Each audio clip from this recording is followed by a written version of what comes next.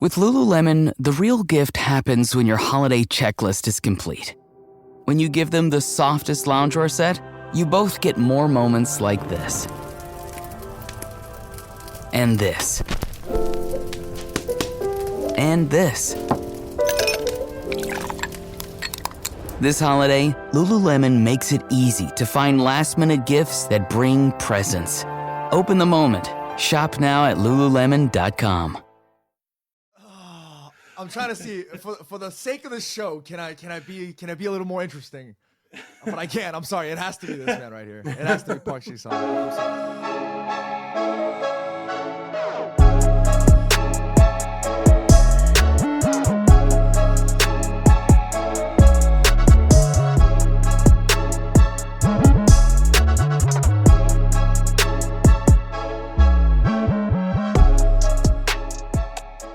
Hi everyone, welcome back to the Social Media Derby.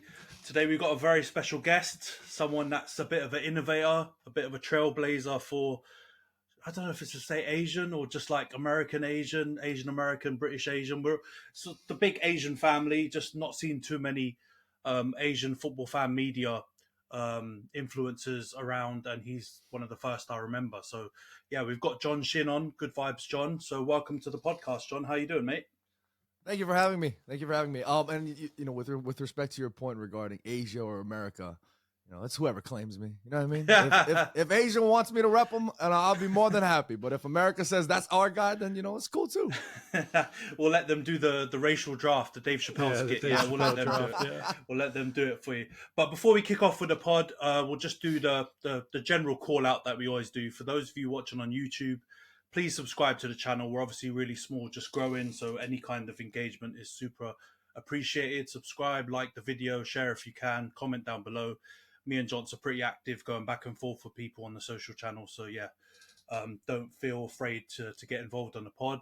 And for those listening on any of the audio platforms, please follow, give us a 5-star review or any review. If you think the pod sucks, we also appreciate those reviews as well.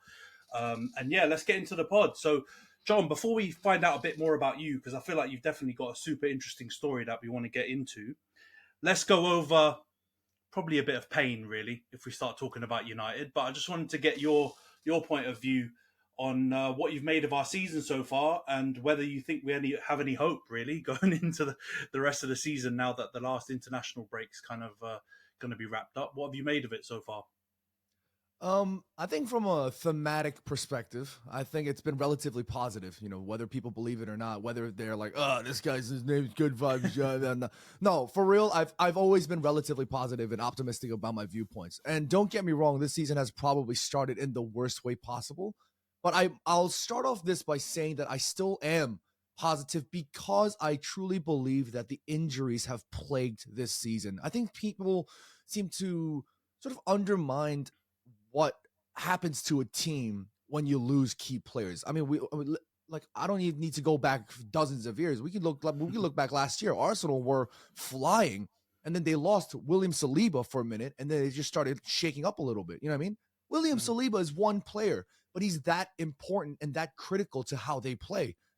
You look back a few years ago, Liverpool, they were flying, and then they lost Van Dijk for a bit, and they started shaking up. You know what I mean? Manchester United don't have a Saliba or Van Dijk player for the lack of, you know, I'm not trying to argue who's on Van Dijk world class level. That's my point is when you have important players in a system and they go missing for an X amount of time, it really affects how a manager wants to play his style. One of the reasons why you have a starting 11 or maybe 14, 15 players that can really fight for a starting 11 place, and then you have the rest.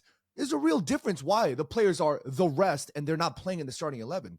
The people that are on the considered the rest is because maybe if you have a full 8 or 9 and you just need 1 or 2 to come in and deputize, then they can potentially do a job in the system, right? That's why they're squad players. Manchester United have had a plethora of injuries. I mean, somebody was tweeting me up. I was talking to a content creator yesterday. I was at a event out in Manhattan. And they were talking about Real Madrid and how like Camavinga's going to be out for a while. And, you know, they were losing a couple players. I was like, are you mad? Manchester United, we've had what? I think we've had close to 19 injuries, most of them reoccurred injuries. We've lost 2 players for an X amount of time for unrelated reasons unrelated to injury. Like, the amount of things that have been bad has been bad. But I think the start to the season is pretty. It is what it is. We can't do anything about it. I think it just made it even worse. I think it compounded to the fact that Manchester United were Manchester United. You know, we're always taking headlines and front pages for all these other things. But overall, I'm still relatively confident because despite this shaky start, despite this lacking system, despite all of this negativity, I think Manchester United will bounce back once the important players return. I think once we get that full system back in running, I think we will really, really see a much, much more rejuvenated side. And the season's long. You know, it's only November. You know, we still have lots of games to go. Yeah, we're only a third in. I understand why people are going big, and like you said, John, I totally agree. Everyone's looking for a United story. So if we were flying, they'll try and find and dig something up as well to just try and keep the news columns flowing. But so I just wanted to ask you around, because the injuries I think is undeniable, right? But people are always going to go, "Oh, get the violins out," because generally, whenever injuries is used as an excuse, people don't really accept it, or at least not for United. It seems like, if you're Chelsea or you're Tottenham, people are giving those guys a bit more time. Don't know if it's because people love their managers a bit more.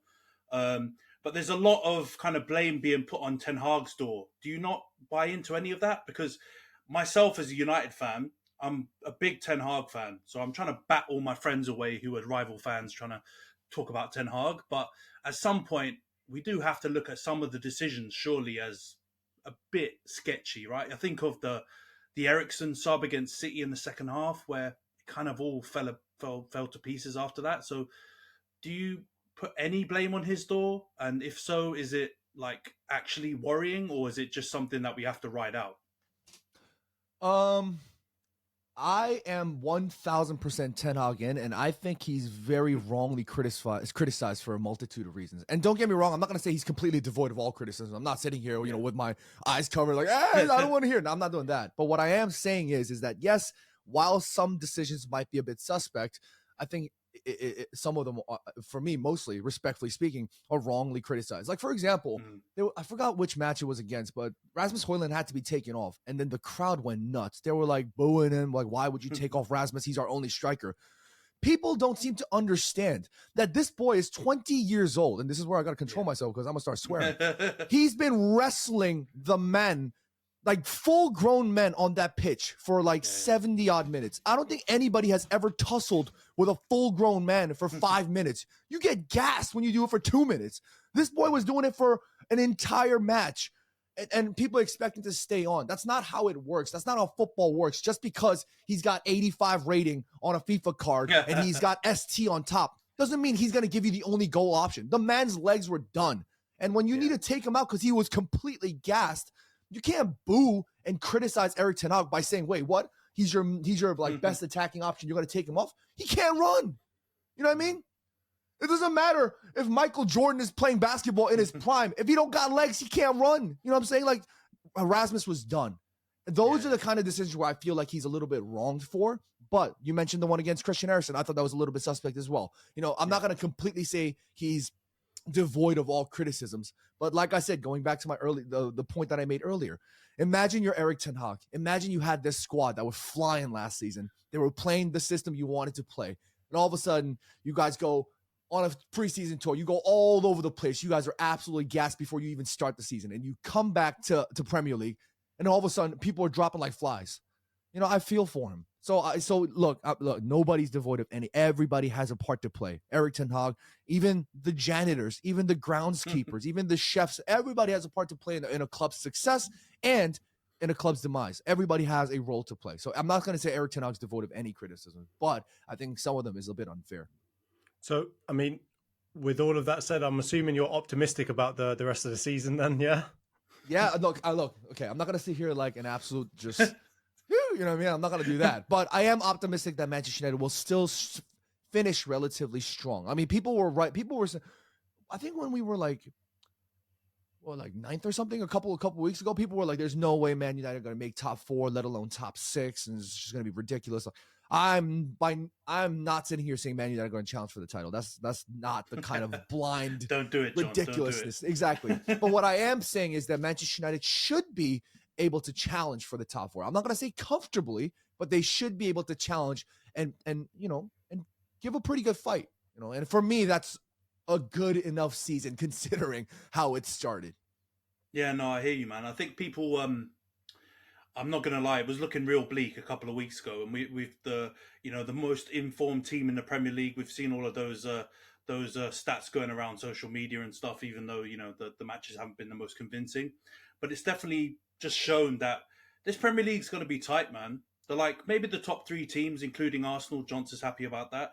Are probably primed for a title challenge, but the rest are just all battling, and I don't see any reason why we couldn't get 4th or at least in the top 6. I think that was my expectation when we saw things going a little bit awry and the performances weren't looking great. I thought if we could just get top 6, we've still got a shot at top 4. If we can get back in that top 6 mix, which we basically are already, I think we can do it. The only question I think I want to left to ask you on United is around our Champions League situation, because boy, that's the one that's really got me, in it, because that Champions League group is not looking good right now. Do you think we've still got a chance of getting out, or do you think let's piece it up, just finish 4th and concentrate on the other competitions? What's your view? I don't like the conversation of let's drop this and forget about it and just focus on the rest, because I think you have to fight until your last breath. You got to fight. Yeah. If you're given the chance, you got to do it. That being said, I think Manchester United's Champions League campaign is pretty much done. I think we've made too many mistakes earlier on with the games that we should have won, with the games that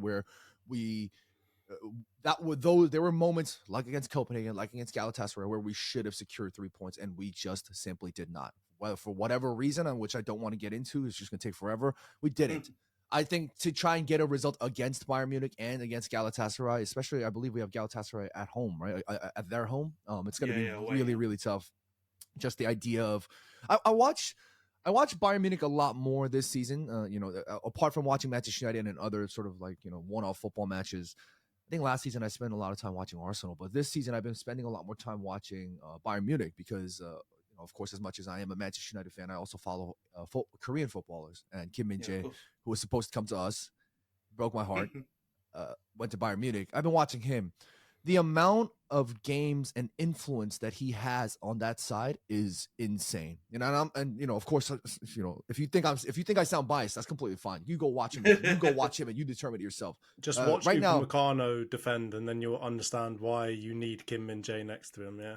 Yeah, but that's the insane point, is that Tuchel relies on Kim Min-jae so much to try and get the best out of both Kim Min-jae and Upamecano. And it works. Like, they play phenomenally. And Kim Min-jae, his ball retention rate as a center back is insane. Like, this brother's on midfielder numbers. Like, it's crazy. You know what I mean? And like that kind of cruise control from the back is already just goes to show you how great they are from a systematic perspective, from a balance level. They have players on each thirds that they can rely on. I don't know if Manchester United are going to be able to. When they came to Old Trafford. When they was the first game at Old Trafford? I can't even remember. No, it was in Munich. Yeah, we lost 4-3. Yeah, there we go. Yeah, that's right. Because I remember I made a video confronting Bastian Schweinsteiger. But anyway, like even when we played them at their home, it was just like I don't even think they got out of second gear. Like they were just like of course we could score some goals, but it wasn't that scary. You know what I mean? Because I think they weren't really that. I'm not gonna say they weren't taking it seriously, because that's ridiculous, but.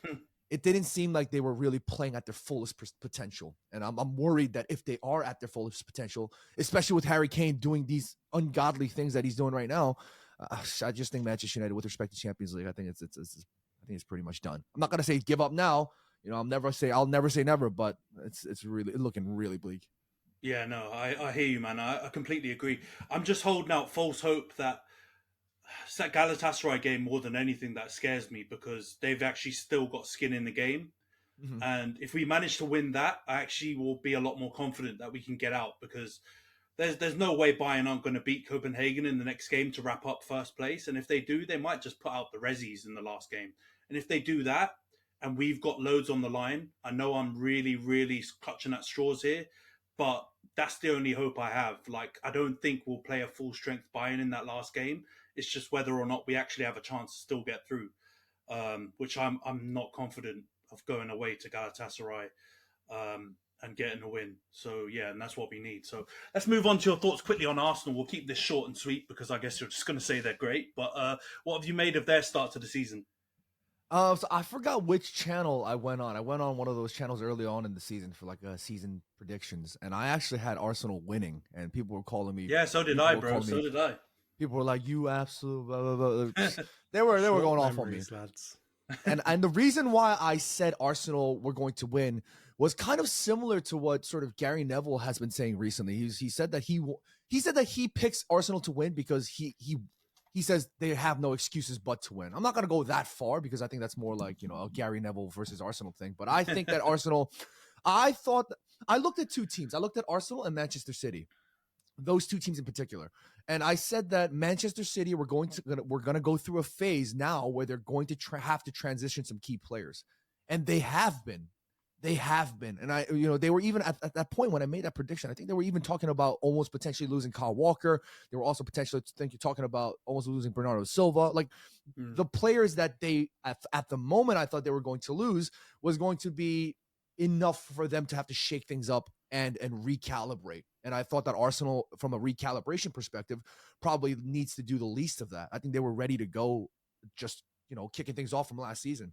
And I also said that this season was going to be the toughest season we've seen in a while. I was going to say that the competition was going to be so fierce. I name dropped Aston Villa, Brighton, and I said that those teams are going to be also a bit of a menace. And I also talked about West Ham. Also, they haven't been flying this season. But I did say that the competition was going to be fiercer than ever before, and that it was almost going to be a tale of two cities, if you will, from a points perspective of the top teams that perform, and then the gap between the top and then the lower teams. I was going to say that was going to be a lot more of a stark contrast. But going back to Arsenal, I just feel like it's nothing shocking to me. I think as much as people want to badmouth Arsenal and say, "Oh, Mikel Arteta this," blah, blah, blah, they have been playing great football. If you watch how they play great football consistently. And I think this season, they're just carrying on from what they've been doing last season. It's all about momentum. Once we get past that December, January phase of the rush of games, that's when you're going to really go, okay, maybe this team's going to be serious. I still tip them to win the league over Man City. Big shout. I think I had them close. I think I still had City winning, but I was like, John T was a little bit more pessimistic. I was like, I think Arsenal got a good shot. I've been an Arsenal fan for too long to ever predict He's been that hurt we're too gonna win much. the league. Yeah. But no, I hear you, man. I actually think this season Arsenal, performance-wise, maybe haven't hit the heights of last season, but results-wise, they're right there. So if I was an Arsenal fan, which I'm obviously not, I would be really optimistic about your chances, man. There's 2 points between first and fourth, and 3 points between first and fifth. Like, I think you're right, John. Your prediction's pretty much on the money. I predicted similar. I mean, I predicted Villa and Brighton to be right up in the mix, and I think Villa in particular look unbelievable. There was a lot of hype around Newcastle.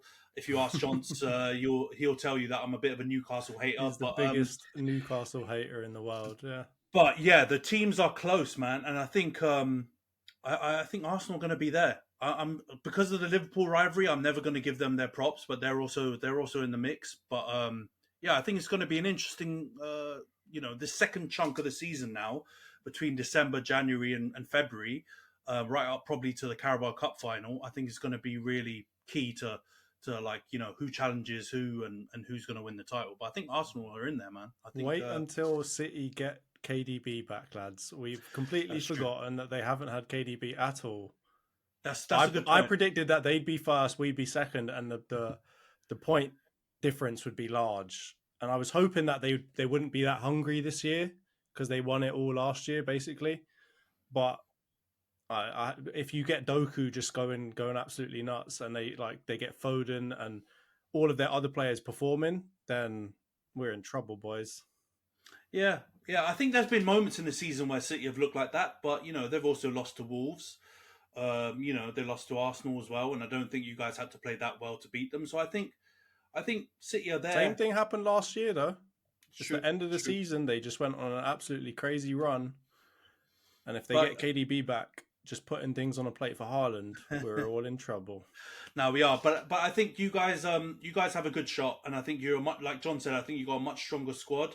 Let you guys get a couple players back from injury, and then I think you guys are probably in the best position you've ever been to win the title. I think last season you had to play out of your skin to get that close and like push City to the wire. I think this season, I think you can do it. I think let's see how it goes though. I still prefer Arsenal to win over City. So yeah, let's hope if we don't pull off an absolute miracle and somehow come out and win all our games and win the league, Arsenal are the next team to win it. But well, let's just hope that they get relegated, boys, because Everton 10 points down. So let's just hope those 115 charges come in clutch. Send them to the National League, lads. Let them let's play hope Wrexham. so.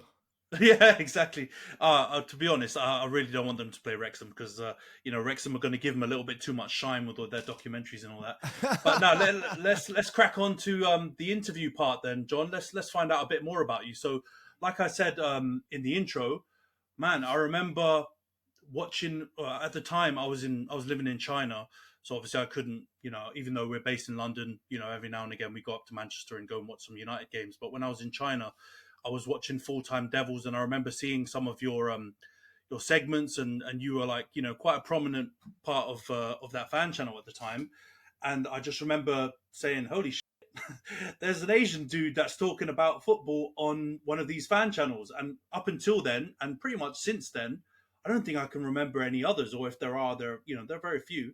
So you're definitely a bit of a trailblazer, man, when it comes to that. So yeah, I spoke to John early on when we started doing the podcast and said, John would be sick if we were able to get him on just to find out more about you, man, and about your story and how you got into it. And now you're kind of like John 2.0, I guess, coming back. Good vibes, John. So yeah, man, can you give us some like background? Like, I know obviously you're from the States, but like a little bit more background about like you and who you are and where you're from. Yeah, so I was born in South Korea and I immigrated here to the States. I grew up doing everything but football. I grew up playing basketball, American football, swimming, golf. I literally did everything except play footy. And it was one of those things that I only watched because I didn't have basic cable, being an immigrant family in America, we live in a half basement, it was just packed with people, one of them things. I don't need to explain. Like, it's just, it was watching footy was really hard. So I was sort of pretty much restricted to only watching South Korea games. For those that listening that might not know, South Korea had an incredible World Cup run in 2002. And, I remember since then I was just obsessed with watching South Korea football, but it was just a watching thing. It was never like playing and being fully obsessed with every aspect of football. I got into Manchester United after having watched, the Premier League casually and watching Manchester United, of course, through Park Ji-sung. I got into him like intensely towards maybe high school, towards college in particular. That was when it was a wrap. I lived, breathed, ate. Everything was about Manchester United. I mean, if my parents are listening, just don't listen, because I think a lot of my college tuition back then went to Manchester United games. It was that much. Like, I would literally, allegedly, skip classes to watch Manchester United games in my dorm. I would sit there and I would just watch Man United games, and some of my roommates would come and be like, "Yo, aren't you supposed to go to class?" I'm like, "Yo, close the door. Shut up, stop." And it used to be that serious. But yeah, that's where I really, really started getting obsessed into Manchester United and football as just the world of football. It's a beautiful game. And I think, just to talk about Manchester United now, like in this platform, and for people to listen to me is of course incredible, but it all started around then when, I remember uploading some video. I think it was David Moyes. I think the first video I uploaded, I think we just got knocked out of the Champions League. I think we got stomped by Bayern or something like that. I think, and I was livid. And mind you, I've only been in football back then probably around like 10 years, whatever. But seriously, being into football, maybe a couple years. And I was just waffling. I just hit the record on my webcam. I was like, "David Moyes, you absolute." And this was like back then when I had there was no class behind it. And there was this idea of like, I'm an American. I grew up in, I had to move around a lot of places in New York. So I lived in some rough areas and whatever. I have this like New Yorker in me. So I remember that first video. I was like, David Moyes, you son of a, what the, like, it was like New York coming out. And I remember recording that, and I got roasted. And people were like, shut up, you yank, like, blah, blah, blah. And I was the racial abuse, all of it was insane. And I looked at it, I go, damn, this is crazy. I mean, I was shocked and I was hurt, but I was like, wow, people actually do watch my stuff. So I just started uploading, and lo and behold, it was just a whole wave of steps that I went through to eventually get on Full-Time Devils. But yeah. That's sick, man. And that, I think that's leading into the next question then, I guess, like how did you get into Full-Time Devils? Because I know it's obviously now Stretford Paddock or whatever, but like it was the main big prominent United fan channel at the time, and probably still is. So how did you get involved, especially being someone, you know, international, when I'm guessing a lot of the people that were involved were local or, you know, UK based? How did that come about? Oh, this is funny. I actually talked. I was actually talking to some content creators yesterday, and they asked me the exact same question. I guess I had practice, but so yesterday, so Full-Time Devils back then, they mostly ran their videos in a small studio via Skype. So it was a lot of Skype videos. You know, shout out Skype. I used to upload guest videos for another channel called Mr. Flying Pig HD. Shout out Joe. He was also a Full-Time Devils contributor at the time, but on a minor scale. And I always used to think, I want to get on Full-Time Devils, but how do I get on Full-Time Devils? They're not gonna let an American kid who just screams all the time get on Full-Time Devils. So how do I get myself to that? So I was like, you know what, let's start small. Let's see if I can collaborate with other creators. So that's when I reached out to Flying Pig, and he allowed me to upload on his channel. He had like, I want to say like 2,000 subscribers at the time or something like that. And I had like 5 or something. So I was like, oh, that's great. That's better than me. So I just started talking with him at first. And then over, I think like a 2-year spell, maybe a year or two, I can't remember the exact, it's been so long, but I just started building experience and building repertoire.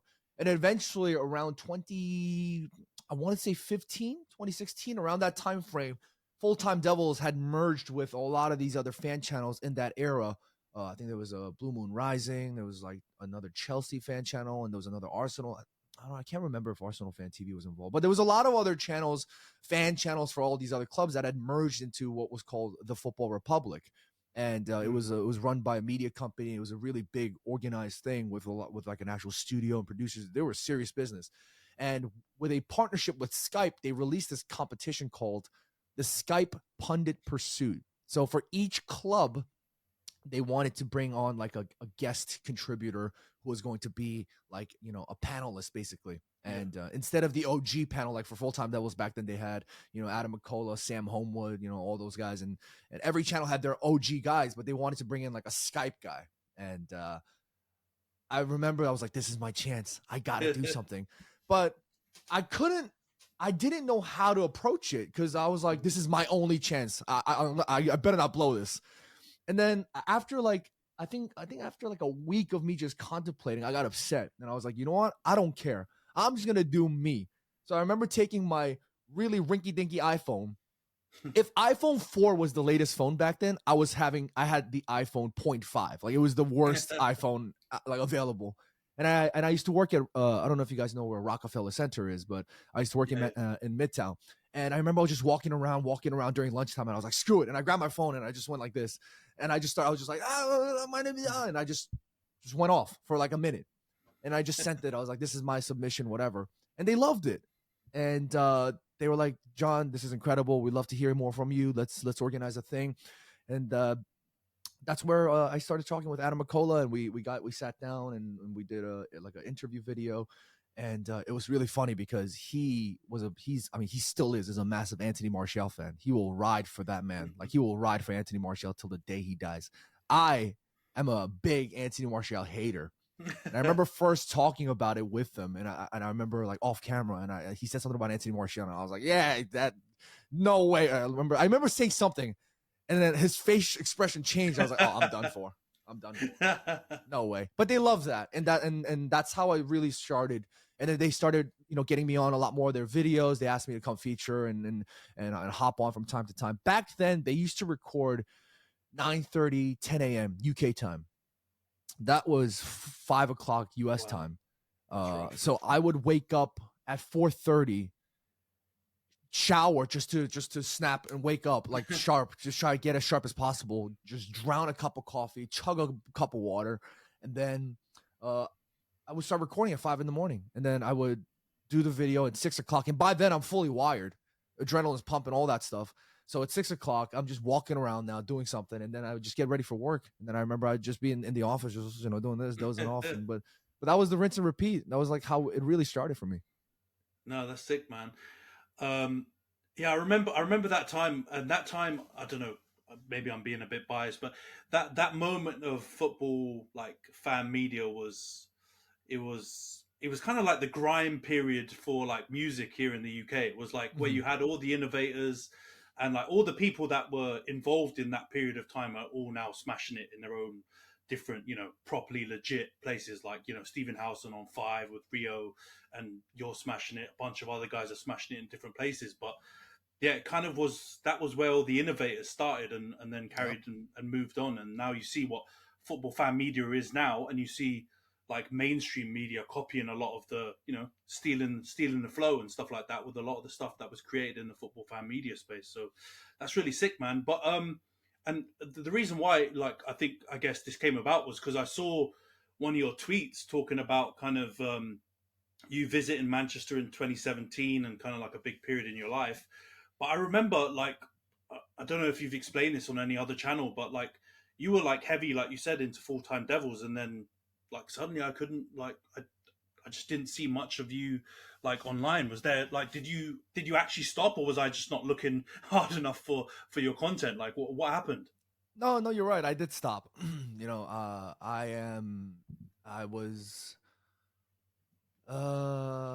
was around the time when I tweeted that out because 2017 was really a tough point in my life, and Full-Time Devils, honestly, that trip will be with me till the day I die. It's something that it's very close to my heart. But it's not like one trip's gonna cure everything. You know what I mean? That's not how life works, unfortunately. As much as we would love for that to be the case, it's not. And there was like maybe a year stretch where I just stopped going on Full-Time Devils. Full-Time Devils was also transitioning to this much more serious channel. It wasn't going from just doing YouTube videos and calling video calls to everything's going to be done in studio, in-house, production, sharp, scale up, top notch, everything. They wanted their content to be the best version possible. And they were doing a lot less of these, like, hey, let's call in and whatever, which is fine. Like I was never like, oh, what are they doing? Leaving me out. I was actually glad that they were doing that, because I wanted them to grow. I wanted them to, rise to this echelon of like YouTube. Yeah, you mentioned Godfather. I think Full-Time Devils and Arsenal Fan TV. I mean, now they just call it AFTV, but it was called Arsenal Fan TV. Those two channels were the godfathers of fan content.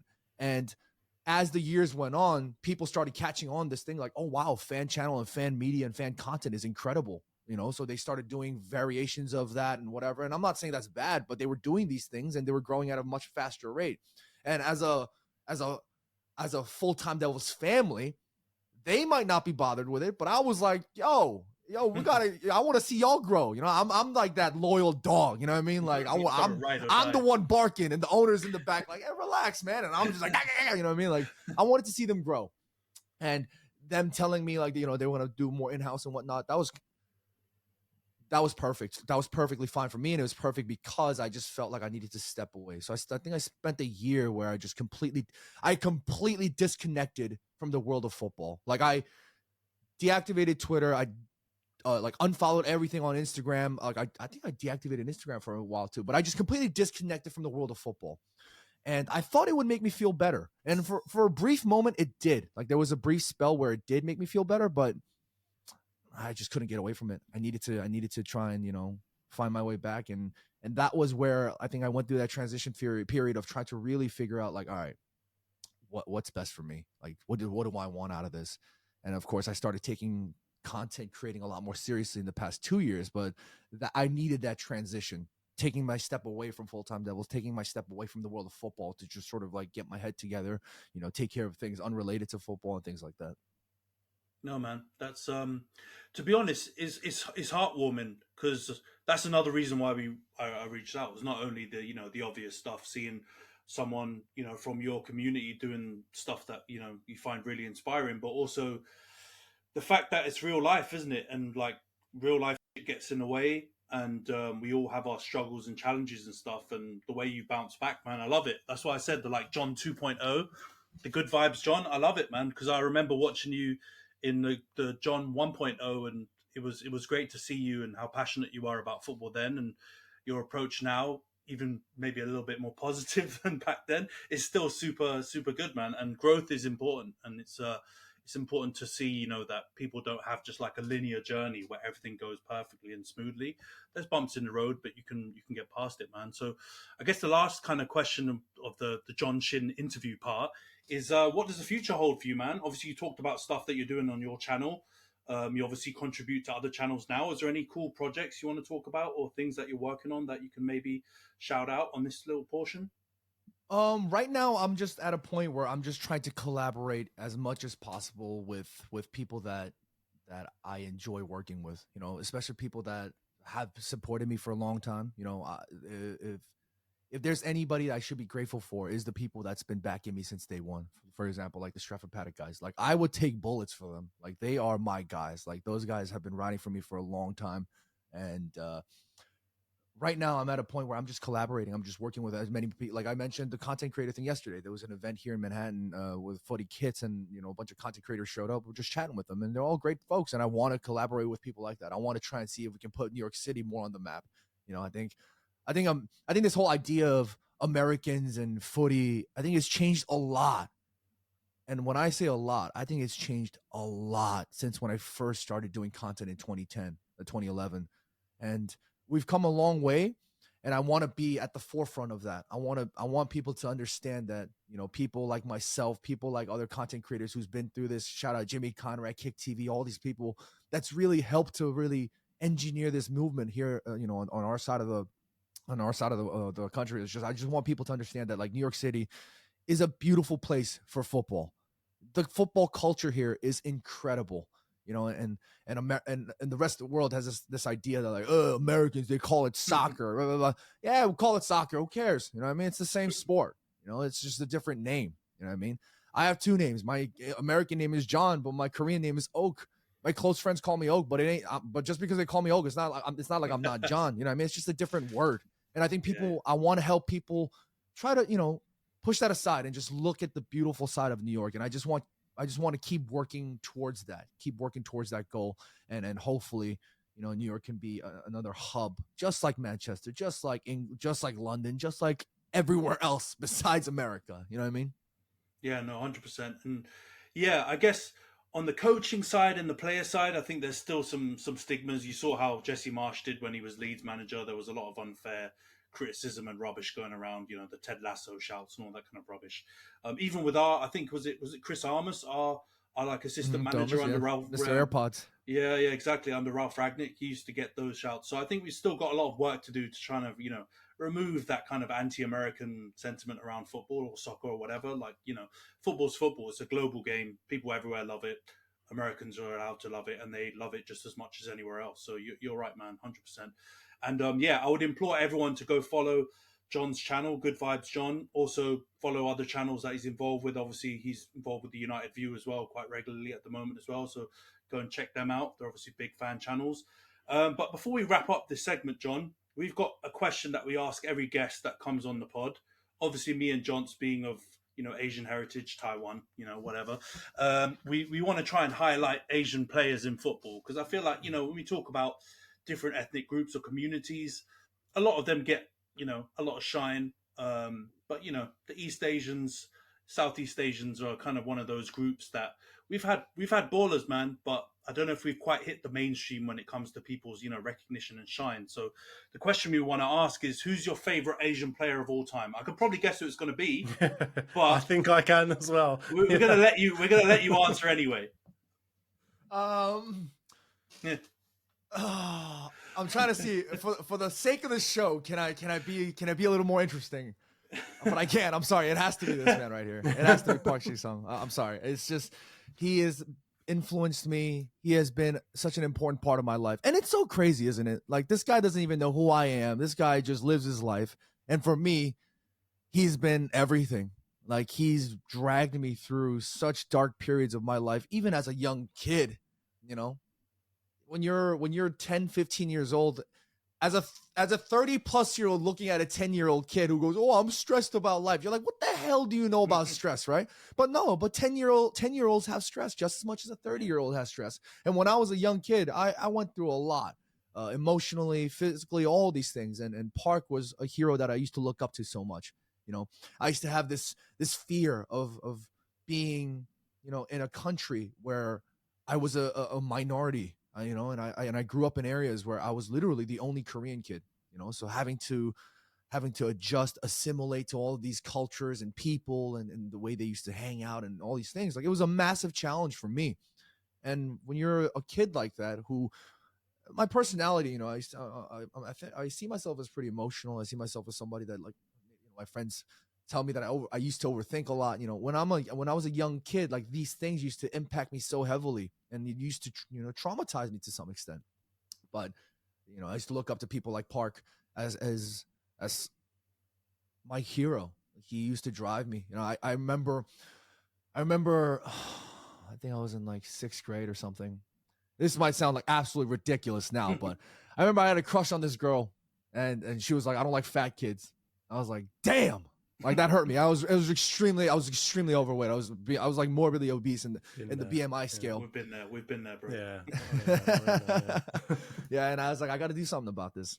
So I remember I used to watch clips of Park, and this was back in the YouTube days when 480p was like top notch, you know, and I used to watch those clips, and I used to run in the park, and I used to just blast J-rock music and just like try to, you know, get motivation from players like Park Ji-sung, who, you know, rose above everything, from the ranks of, you know, from the Olympic team to the World Cup team to Kyoto Purple Sanga to PSV Eindhoven to Manchester United, of one of the greatest football clubs in the world, to play and be relied upon so heavily by one of the greatest managers in the world, like Sir Alex Ferguson. Like, that was such a motivating factor in my life. You know, people might go, now, I think, look, I'm not trying to sound like an old fart, but I think kids nowadays don't relate like we used to back then. You know what I mean? Like, when I used to, like, I was looking at heroes, I wasn't looking through an iPad. You know what I mean? I looked through a TV, and that was like my guy. You know what I mean? Like, it was a different kind of connecting.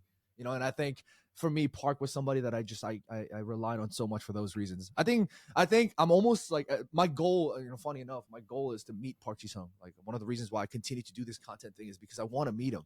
And I don't want to meet him as just like, oh my God, I'm a fan. I want to be there sort of almost kind of like a bit of on equal footings, if you will, you know, for lack of a better phrase. I want to be there as a content creator or interviewer or presenter, working with him, not just being there, being like a fanboy, like, you know, like, I want to be of value to him as much as he was of value to me. And hopefully I can get there. But that's how much he means to me in my life. Man, that's awesome. Honestly, we've had some humdingers when it comes to this question. I'm not gonna lie, but from a connection point of view, I hear you, because watching football, me and John T were the same in England. There's obviously, you know, there's an Asian population in London in particular, but in our particular area that we grew up, there weren't that many Asian kids. Certainly not many that were, you know, interested in sport and in football. So when we saw Park Ji-sung, Inamoto, Nakamura, Nakata, all these guys on Football Italia, we used to have a show on Channel 4 here, which was massive when we were young. Seeing those guys play gave us, you know, inspiration to get involved in football, play it, support it, watch it, just knowing that, you know, people that look like us and our family and stuff were involved. And yeah, man, it's a beautiful story. And I'm sure one day it will happen for you, man, because you're absolutely killing it in the football fan media space, and I'm sure that will happen. So yeah, just want to wrap before we wrap it up, John. So you got any other questions? Even me, as like an Arsenal fan, I'm not inclined to like any of your players. But I remember the run that you went on with PSV. I think they got to the semi-final of the Champions League. They went on a crazy run. I remember him, and I think it was Lee Pyong-yo went to Tottenham, and they basically, the two guys that I liked went to two teams that I hated. And then I just remember from that point on, basically anytime I would play football for either school or for like a Sunday league football team, everyone would just say Ji-sung Park, and they would just, and almost came like a badge of honor for me that like I was going to be a hard worker, I was going to run around, I was going to have an engine, try my hardest to, you know, get on the ball, not do anything flashy. And it kind of, similarly to you, it creates like a connection between me and him, even though he's a Man United player and I don't tend to like any of you guys. But yeah, it just created that connection to the point where now, like, when I even think about it, I don't even think about Inamoto. I try not to choose Ji-sung Park or Son for that matter, but like I almost can't avoid picking Ji-sung Park because it created such a connection for me to football at that time. And so it's lovely to hear as well that like it was across the world, everywhere, everyone had like this, everyone that looked like us growing up had that connection to this player that was, as you said, right, we had to struggle to actually know more about these players. Like we didn't get interviews with them like always on media. I just had to watch him in the Champions League, or I had to watch him in the Premier League, and never heard from him, no interviews, nothing, just watching him play and kind of connecting to him. So it's great to hear that that's like a worldwide phenomenon. Yeah, man. Yeah, and before I leave, I just want to include this bit here. I just want people to understand that, you know, things like racism, things like ignorance, all of these things, nothing changed. It remains a universal problem throughout any generation. And I'm sure there's still young kids now watching players like Sonny, being called Sonny, you know, in schools, you know, watching kids like this, you know, getting in these kinds of troubles. And I hope that people understand that, you know, just because, you know, they're Sonny or they're Park or whoever it is, it doesn't just wholly exclusively define who we are. As much as they are our heroes and they represent us, you know, we're more than that. You know, of course, this kind of sounds crazy because I was just bigging up Park Ji-sung for the whole hour, but I want people to understand that, you know, they are that important to us because they represent us. But I hope they don't just sort of exclude us in that box as the Park, or, you know, or as the Sonny. You know what I mean? We are much more than that, and I hope people understand that. No, 100%, man. And I think Son deserves a shout out for that, because I think Son and Kim Min-jae as well. And there's numerous others that have transcended the stereotypes for an Asian player, right? As much as we love Park, I think Ji-sung Park, he had a lot of those stereotypical characteristics, but he meant a lot more. But like Sonny, he's just a phenomenon. Like he has those characteristics, but he's also a gunman. And like people call him Sonaldo for a reason. Right, like it's not just a name trick. It's because he's a baller. And Kim Min-jae as well, one of the best centre backs in the world. I don't know how many times we could say an Asian player was in that kind of echelon. Like, dominant. These guys are transcending football and stereotypes and all of these things, the racism, like you said, John. And it's important, man. It's a huge deal. And on that heavy point, we're gonna end the interview here, man. But yeah, thanks so much, John, for coming on. I think, you know, in your way as well, you're inspiring a lot of people to get in this football fan space. And when me and Jonty were talking about doing this podcast, we were like, boy, it would be great for us to look somewhere and find a bunch of people that look like us that were doing something, so we can kind of, you know, be inspired. And you're one of those few people, man. So yeah, big ups and thanks a lot for joining us for this interview, man. We really, really appreciate it. It was a pleasure. Thank you for having me. Thank you, mate.